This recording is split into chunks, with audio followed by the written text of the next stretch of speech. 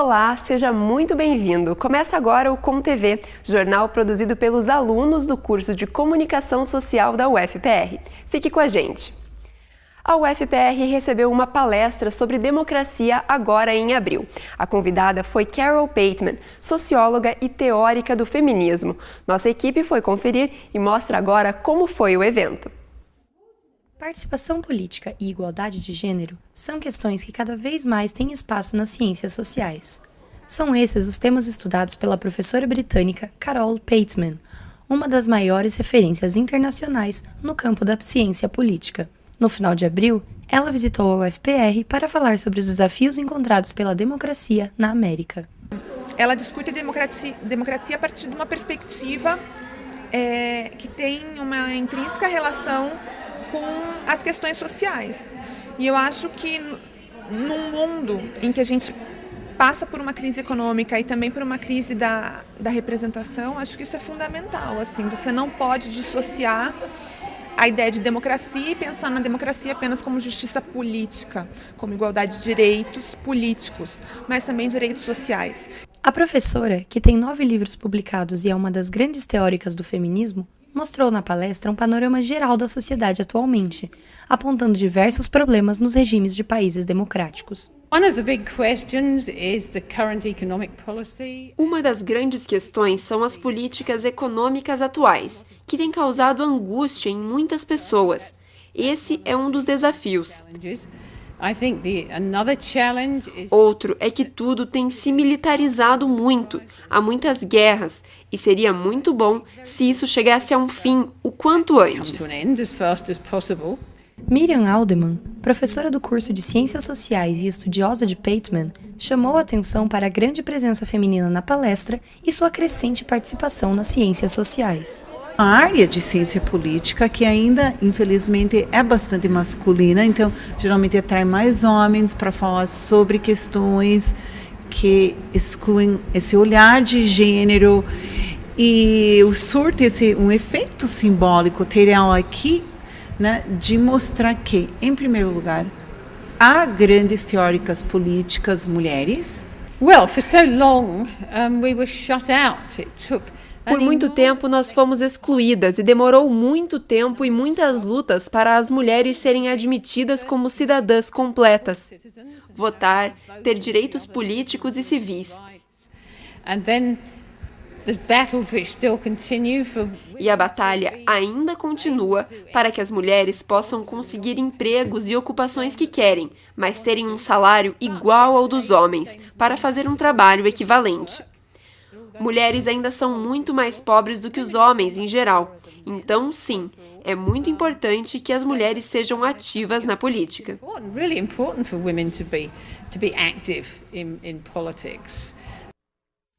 Na rua histórica São Francisco, no centro de Curitiba, a diversão não fica só por conta da vida noturna para os adultos.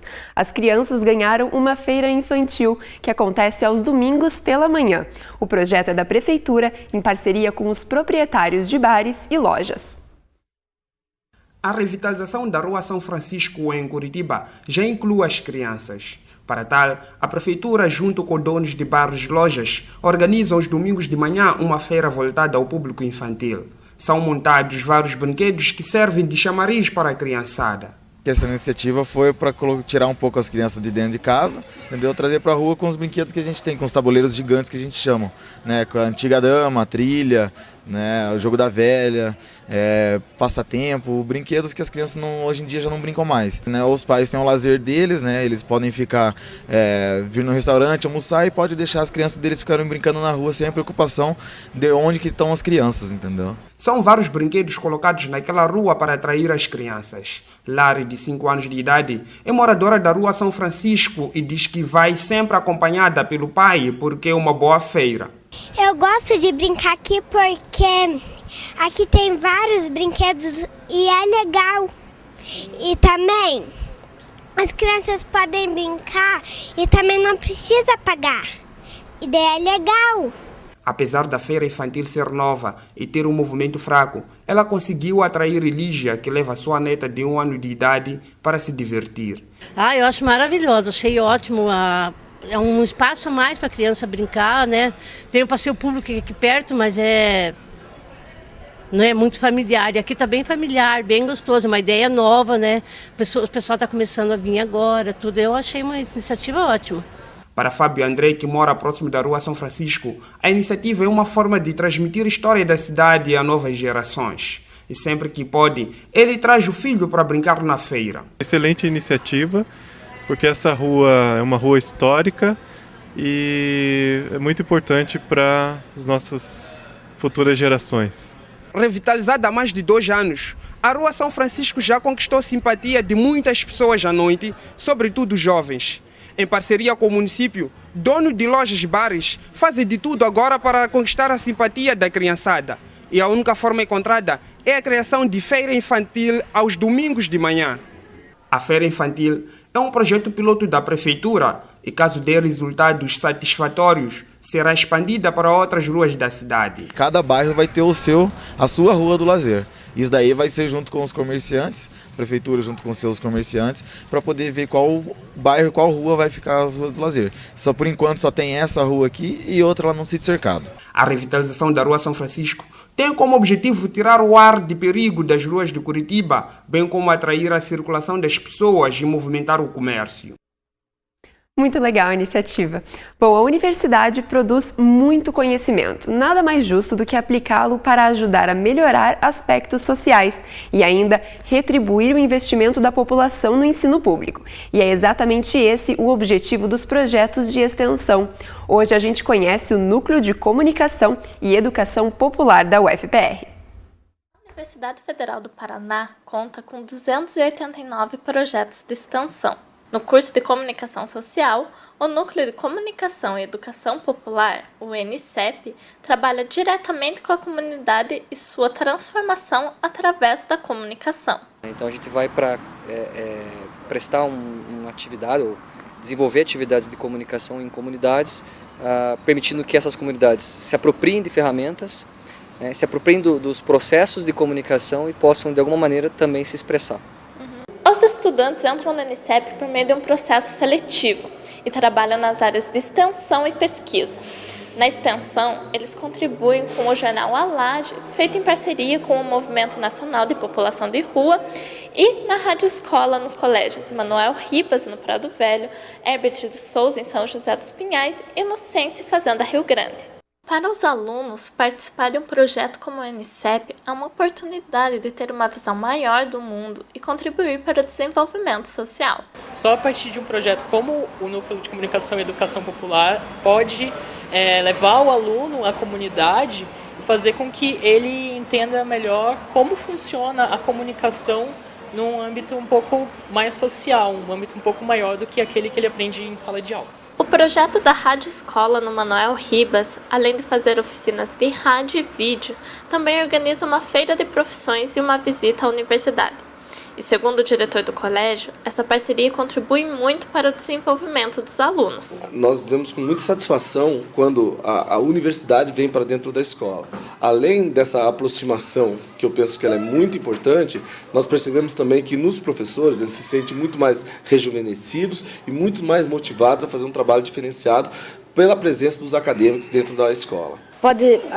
Posso estar educando-se de uma forma mais descontraída, sem ter muita lição teórica e de uma forma muito diferente. Hoje, no quadro Entendendo o Futebol Americano, a gente aprende um pouco mais sobre a equipe de ataque deste esporte. Confira!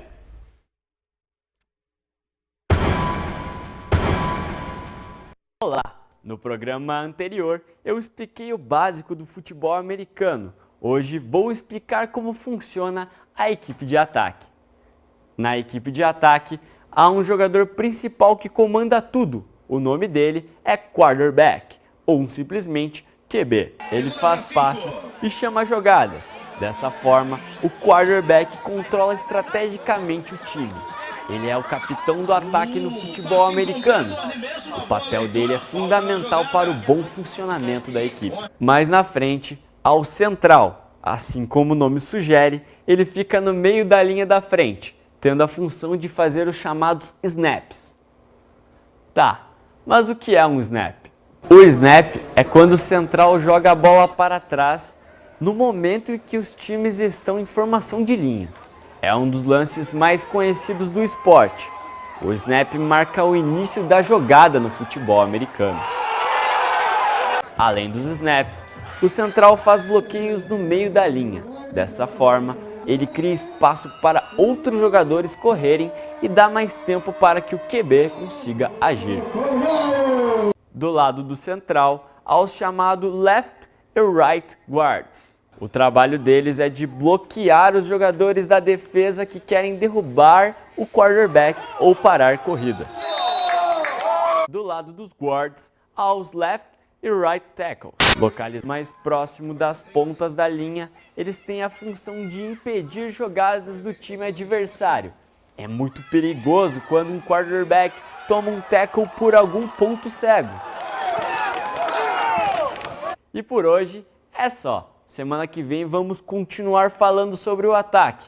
Não perca, até lá! Lembrando que os melhores lances e as melhores jogadas do Campeonato Paranaense de Futebol Americano você pode acompanhar na cobertura esportiva do Jornal Comunicação. E falando nisso, chegou a hora de saber quais são os destaques no jornal e na Rádio Comunicação. Olá, Vitor, quais são os assuntos dessa semana? Olá, Luísa. Bom, o destaque da Rádio Comunicação de hoje não poderia ser diferente depois do que aconteceu ontem lá no Centro Cívico. A Rádio Comunicação estava com uma repórter lá na hora e ela está preparando uma reportagem especial que conta tudo o que aconteceu lá no Centro Cívico ontem. Tem também uma entrevista com o Ney Hamilton. Você que assiste ao UFPR TV provavelmente se lembra do Ney Hamilton. Ele apresentava aqui na UFPR TV o programa Cobras e Lagartos. Bom, o Ney Hamilton é jornalista e em 1988 ele cobriu a greve dos professores, greve que ficou histórica porque foi reprimida violentamente pela polícia do então governador Álvaro Dias. Bom, mudando um pouco de assunto, tem também a entrevista com o Marcos Juliano Offenbock. Ele é pesquisador e investiga os supostos túneis subterrâneos aqui da capital. Túneis que seriam usados ali no período entre a Primeira e a Segunda Guerra Mundial que conectariam diferentes pontos aqui da cidade. Bom, a gente volta com você, Luísa. Muito obrigada, Vitor. Lembrando que para acessar essas reportagens é só entrar no site do Jornal Comunicação. Na segunda reportagem da série Resgatados, vamos conhecer um pouco mais sobre as pessoas que dedicam a vida a cuidar dos cães abandonados. Vários grupos independentes de resgate e proteção atuam aqui em Curitiba e hoje nós mostramos as dificuldades que eles enfrentam. Existem mais de 5 grupos voluntários de resgate animal em Curitiba. Um deles é o Tomba Latas, que cuida de aproximadamente 80 cães hoje em dia. O grande número de animais para cuidado gera problemas para o grupo. Cada cão resgatado, até ser adotado, tem um custo de cerca de R$ 300 por mês. Os gastos com hotel, ração, vacina, castração e consultas veterinárias acabam dificultando o trabalho dos voluntários. O Tomba Latas, o maior problema mesmo é sustentabilidade do grupo, sustentabilidade financeira. A gente não tem nada de forma gratuita, então a gente sempre paga. E assim, a gente leva em alguns lugares que nós somos bem recebidas, que conseguem segurar um pouco a despesa, até a gente tem recurso para pagar. Então esse que são os nossos parceiros. Para conseguir cuidar dos cães, os voluntários também precisam organizar vendas de rifas, produtos caninos, bazares, além de campanhas de arrecadação online. No entanto, quando as ajudas de fora não são suficientes, a solução é sempre a mesma. Geralmente, todos os meses, a gente doa os nossos próprios recursos para poder continuar com o trabalho. Os desafios são imensos, existem, mas a gente se sente muito recompensada com esse trabalho. É um trabalho de dedicação e de opção pessoal mesmo, sabe? Eu não consigo me imaginar sem fazer o que eu faço agora. Desistir não está na nossa pauta. Outro grupo de resgate e proteção é o Salva Bicho, que também está cuidando de mais de 70 cães atualmente. Integrante ativa do grupo, Fabiane reforça 2 outros problemas que envolvem os resgates.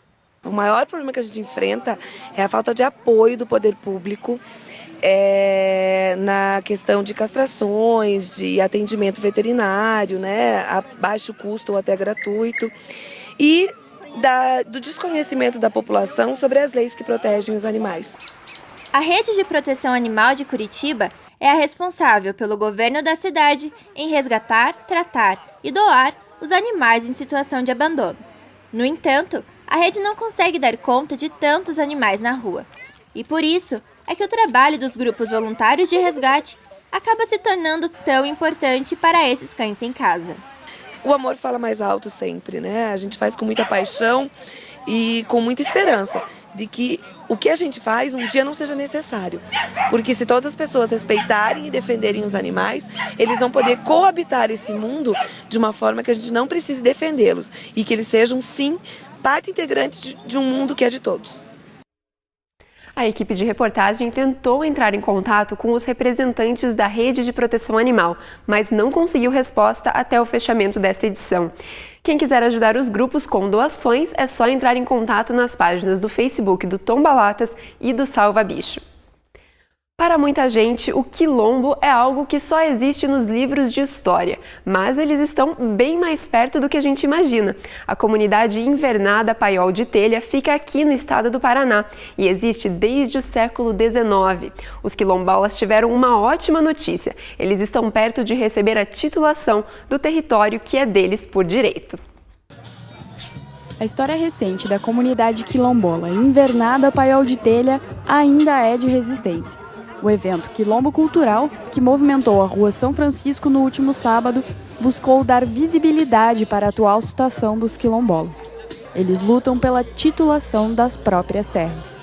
Fazer com que a comunidade urbana, aqui fora do Paiol de Telha, perceba que a luta não é só do quilombo, e mostrar que tem gente aqui do nosso lado que está precisando de ajuda, que está lutando por uma questão histórica, de reconhecimento identitário, que às vezes a gente acha que é só lá na Bahia que tem quilombo. Não, e tem aqui do nosso lado, e é precisando de ajuda. Na década de 70, uma cooperativa agrícola tomou as terras quilombolas. Somente na semana passada, depois de um longo processo judicial, o direito de posse dos quilombolas foi reconhecido. O próximo passo é a desapropriação das terras da cooperativa, o que depende da assinatura da Presidente da República. Com o reconhecimento do território, muitos descendentes de quilombolas estão retornando para a terra. O evento de sábado arrecadou alimento, dinheiro e doações para o quilombo. E eles contam com esses recursos para conseguir se instalar. Só realmente quando o campo e a cidade se unirem, entenderem que dependem um do outro, e a cidade depende muito mais do campo do que acredita, do que imagina, a gente vai poder ter um equilíbrio social de verdade, sabe? E eu acho que isso que essa campanha vem dizer. O quilombo que fica lá no meio do mato, lá no campo, está batendo na sua porta, entendeu? Não tem mais como fugir. Leonardo explica que viver nas próprias terras tem uma grande importância para os quilombolas. Sem a terra, a comunidade não existe, o território ele significa para a comunidade um modo diferenciado de convivência, de sociabilização, de educação, alimentação, as práticas culturais, as práticas religiosas, tudo que inclui a sociabilização e o desenvolvimento da comunidade enquanto uma comunidade quilombola, não só um processo de resistência, mas um processo de mantimento, e de continuação da cultura da comunidade, depende da territorialidade.